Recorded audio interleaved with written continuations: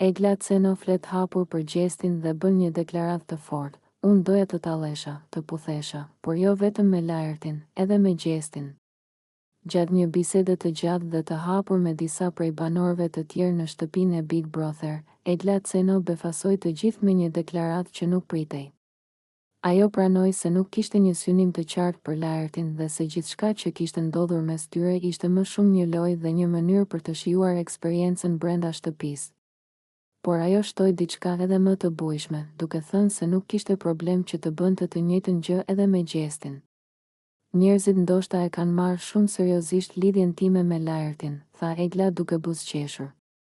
Por në fakt, unë doja të tallesha, të puthesha, të bëja lojën time dhe nuk do të më shqetësonte fare sikur të ndodhte edhe me gjestin.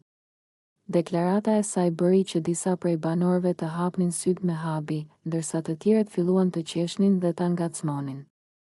Egla, puna habit. Do me thënë, gjestin e ke parë gjithmonë si opsion? E pyeti një prej banorëve. Po, normalisht. U përgjigj ajo pa u menduar shumë. Në fund të fundit, jemi këtu për të luajtur, apo jo?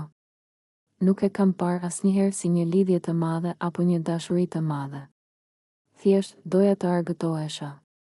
Por si do ta pres gjestin kjo deklaratë? A do të reagoj ai ndaj fjalëve të Eglës, apo do ta marrë me sportivitet?